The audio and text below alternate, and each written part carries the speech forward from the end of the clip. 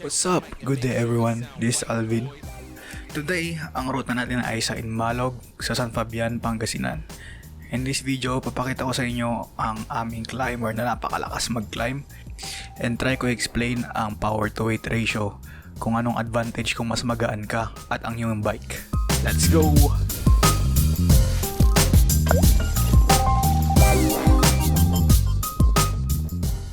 Bago ang lahat, at the moment ay nasa 151 subscribers na tayo.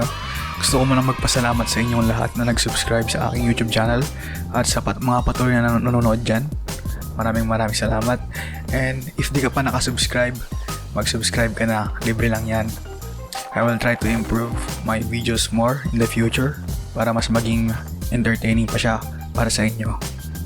Also nga pala, comment down below if anong mas gusto nyong type ng vlog. If ganito ba yung voice over o mas gusto nyo yung raw audio ng sa camera mismo.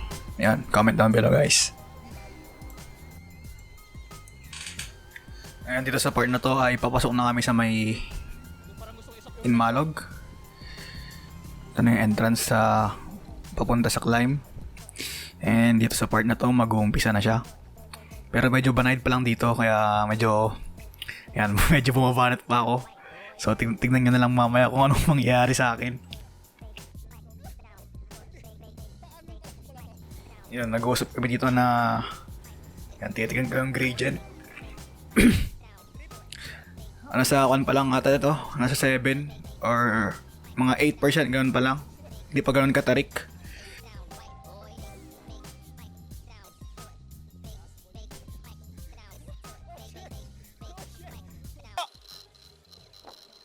Ito, papasok na kami sa may, anong tawag ito? Liit Tumang ba yan?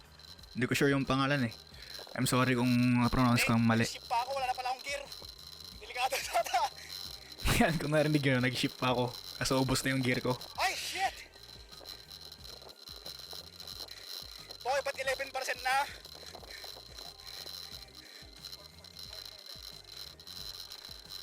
Yun, 11% na. Nag 13% na dito sa part na to. Yung medyo kumukunat din siya. Minamalit namin nung una eh. Kala namin mababa lang siya. Pero medyo matarik din siya. So yan nga pala sa kanan ko. Yan si Aaron. Kung hindi nyo pa siya kilala. Kung first time nyo manood dito sa vlog. So yan. Siya yung climber namin. Nakita natin sa vlog. Kailan lang namin na-discover na climber pala siya. Kasi dati naka-MTV kami, gano'n. Tapos wala pa siyang, newbie pa siya. Actually, newbie pa rin siya hanggang ngayon. Pero, yun, na-discover niya na makalakas siya mag-climb. Ay, kalas na. Kasi, napakapayat niya. Tapos, napakagaan. Pati yung bike niya, maganda rin yung bike niya eh. Magaan din, pang-climb siya. Shit! White pa more. Yun, so wipe pa more. Sabi ko kasi, madaming tubig doon. Naka-white ako. Kaya medyo tumalsik-talsik sa likod ko. Kaya medyo madumi yung likod ko na naman. So yun, kung nakikita nyo guys, medyo lumalayo ng gap namin ni Aaron. So, ito nga talaga ang climber. Difference ng climber sa hindi nagka-climb. So ako, mas malakas ako sa patag kumpara sa climb. So, siguro sprinter siguro ako or time trialist. Hindi ko pa sure yung role ko eh. Kasi hindi pa namin na-try sumali sa mga race, gano'n. Pero nagbabalak kami ni Aaron na sumali. Yan. Gusto rin namin isali yung si Ars tapos si Von. Kaso wala silang road bike eh, kaya yun. Dahil pwede pagpicturean dito ah. Oo nga pala, kasama namin si Von at Ars ulit dito. So bali 4 ulit kami. Yan. Tibay pa yun sa bakal. So, after ng kurbadang to, titira na si Aaron. So, panoorin nyo kung gaano siya kalakas mag-climb. Ayan. Medyo tumaas pa yung gradient dito sa part na to. Ayan, dito na ako madadali. Ito na yung mga kainahan ko, yung mga matatarik na climb. Yun o. Yan na, mag-start na yung banat niya. Yan na, malayo na yung gap namin. Wala na, ang layo na sobra. Yung hanggang lakas niya mag-climb mo. Mag-video tayo. Yan, sabi ko i-video namin sila. Yan na sila. Hoy! Gusto lang talaga magpahinga, guys. Ay, basic. Ayan na si Ars, si Bon. Hindi pa to. Diretso! Sila. Medyo fresh pa sila, hindi pa sila masyadong laspag. Kayang-kaya pa. Saan mo? Kilain mo yung paa mo. Ayan, si Ars, nagka-cramp siya dito. Kaya nagpahinga muna kami para makarecover siya. Lakas nila. Saan ako malakas? So dito siguro explain ko na lang kung anong difference ng nagagawa ng weight Basic na ako, tangina. or yung power to weight ratio sa cycling. Mag-basic na lang ako.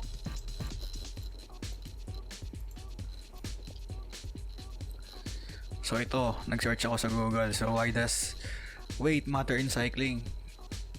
Especially in climbing. So ito. So additional weight increases inertia. And wheel inertia matters a lot in cycling because the rider has to overcome it to accelerate. Paggaling ko meron pa. So yun. So many riders, even novices, can actually feel the difference when riding lighter wheels. Yun. So malaking bagay talaga kasi kapag nagka-climb ka, kalaban mo yung gravity. So parang parang binubuhat mo ba yung body weight mo, ganun. So kung mas mabigat ka, mas mahirap, mas marami kang kailangan i-exert na power kumpara kapag mas magaan ka. Kaya yun, mas mahirap talaga kapag mas mabigat ka. Kaya meron yung mga tinatawag na weight weenies, yung mga concern sila sa weight ng bike nila. Yan, pinapagaan nila as much as possible para magkaroon ng advantage yung mga climbs para maging mas madali siya. So back in the video, kita nyo sobrang layo na ng gap namin ni Aaron. Talagang napakalakas niya mag-climb kasi isang factor lang yung kwan siguro, yung power to weight ratio yung tinatawag nila. So yun yung kaya mong exert na power per kilogram ba yun? Yun, kung hindi ako nagkakamali. So itong part na to, medyo malapit na kami sa may bikers din. Parang ganyan yung hingal ko dito, sobrang hingal na ako kasi sakit na ng lagis ko, tinitiis ko na lang. O pala, magbigay ako ng tip sa pag-climb kung nahihirapan kayo. Personal ko lang to, personal opinion ko lang, yung ginawa ko lang dito sa part na to. So ang ginawa ko ay, kunwari, di ba yung sa climb na to, nakikita yung green na building. Ang ginagawa kong goal muna ay yung green na building, hindi muna sa advance na arco kunwari. So ang goal ko makarating sa green na building. Tapos pag nasa green na building na ako, ang next goal ko naman kunwari ay doon sa sunod na puno. Ganon, nag-set ako ng goals one at a time, parang small steps kumbaga.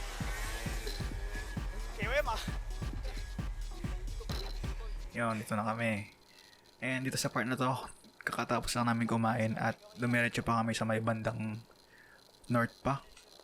So ito, unang bundok pa lang to. So bali, after nito ay patisen na kami. And yun, panoorin nyo na lang guys. Yun, biglang tumigil si Bon kasi daw may mga bikers. Yun, medyo hindi pa siya confident masyado sa road. Lahat naman kami hindi pa confident masyado, lalo na hindi pa namin kabisado yung ruta dito. Yan, panoorin nyo yung descending ko. Medyo mabagal pa siya kasi kulang po ako sa confidence, no?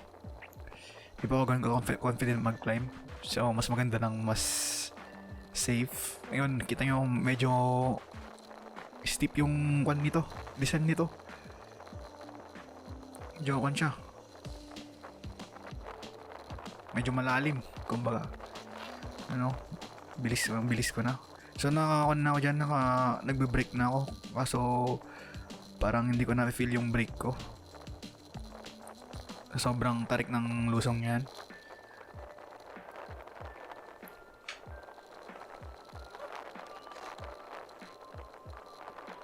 Yun, dito sa part na to ay padiretsong lusong pa siya, kaso iniisip ko yung mga kasama ko kasi aahunin namin pabalik, sobrang taas niyan. Ayan, ito pabalik na kami kasi Hindi pa namin, baka malaspag kami dun sa kapag diniretso namin yun. Hindi pa namin sure. Pero next time babalikan namin yun. So dito na sa part na to, nakatayo na ako.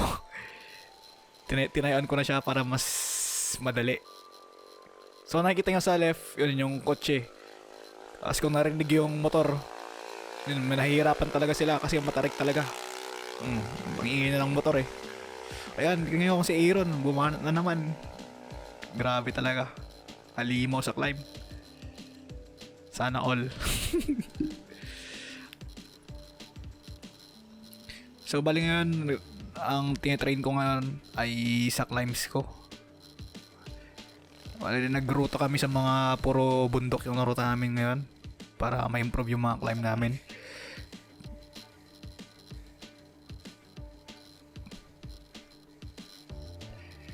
Ayan. Is nakatayo ako dyan diretso. Ngayon, tumatayo ako. Sinasayaw ako talaga kasi sobrang tarik. Kung marinig nyo man yung hingal ko, sobrang hingal na naman ako. So yun pala, kaya puro bundok yung ruta namin kasi sa December pinaplanan namin magbagyo. Yun, spoiler alert. Bumagyo kami sa December. Kung bumaba man yung mga cases, pero kung sakaling mataas pa rin yung mga cases ng COVID, baka cancel. Pero ang usapan namin ay tuloy kahit anong mangyari. So depende pa rin yan. Yan. Tingnan try zero, medyo nahihirapan na rin.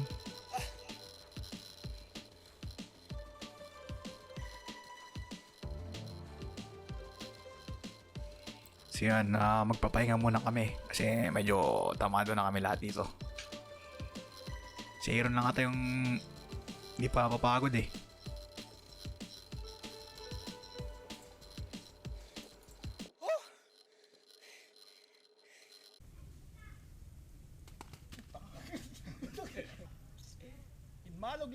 Inmanog lang. Shoutout kay Warley, what's up? Shoutout kay Wag. Sabay ba kami? Excel gang. Yun lang. Sheesh. Basic. So that's it for now guys. Kung nag-enjoy kayo, please leave a like, subscribe, and make sure to hit the notification bell para ma-update kayo sa mga upcoming vlogs natin. That's it. Thanks for watching. This is Adrian.